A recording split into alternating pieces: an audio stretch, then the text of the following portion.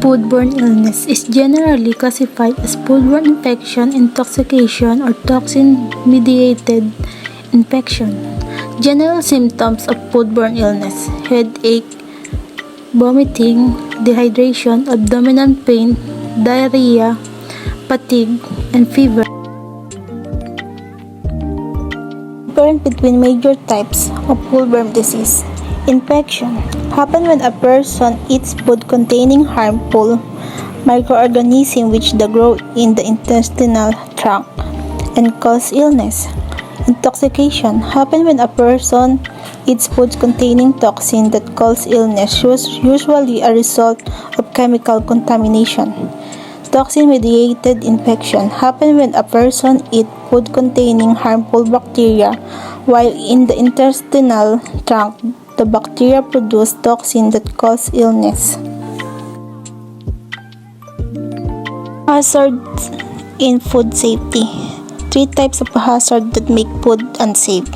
Biological, pathogens that cause illness. Chemical, cleaner, sanitizer, polishes. Physical, bandage, dirt, glass, metal shaving.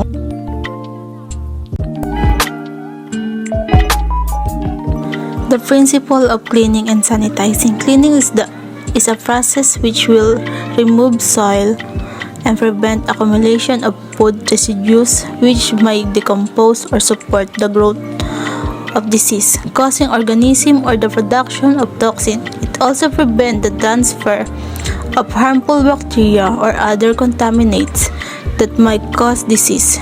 The main purpose of cleaning is to remove dirt, grime, soil, and grit from equipment, utensils, and work surface in a hygienic way, while sanitizing is the process of destroying disease-causing organisms such as bacteria and viruses, which might be present in equipment before food is served.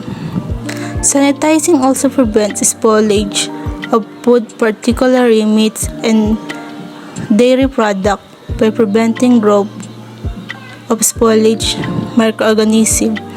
It can be prevent interference in industrial process that depend on pure culture. Differences between cleaning, sanitizing, and disinfecting. Properly cleaning, sanitizing, and disinfecting are all important steps in preventing the spread of disease. But there are distinct differences between these 3 processes. Here an overview to help you understand more about each one. Just like what I mentioned, cleaning is the process of removing visible dirt, dust, and other soils from surface. It is typically complete with a cloth or wipe in conjunction with a detergent, soap, or solvent. Sanitizing reduces the amount of bacteria on surface but does not kill or destroy bacteria. Sanitizing also does not kill or destroy viruses from surface. The disinfecting kills or inactive both the bacteria and viruses identified on the product's label from surface. Disinfecting is one of the most reliable ways to stop the spread of infection and germs, but not all disinfectants are created equal. Risk versus hazards. There are instances wherein risk and hazards are being used interchangeably as they thought they were in the same. But the Canadian Centre of Occupational Health and Safety give a concrete definition to distinguish the two. Accordingly, hazard pertains to any source of potential damage, harm, or adverse health effects on something or someone, while risk is the chance or probability that a person will be harmed or experience an adverse health effect if exposed to a hazard. It may also apply to situations with property or equipment loss or harmful effects on the environment. Hazard is something that can cause harm, while a risk is a chance that any hazard will cause harm to somebody.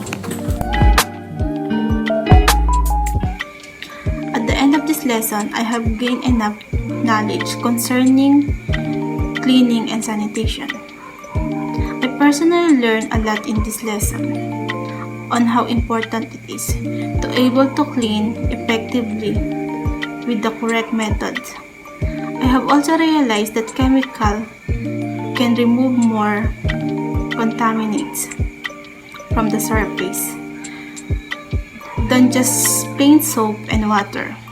These chemicals have specific characteristics that allow them to interact with the surface materials or generate their own cleaning action,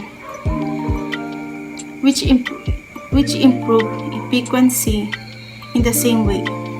Additionally, we should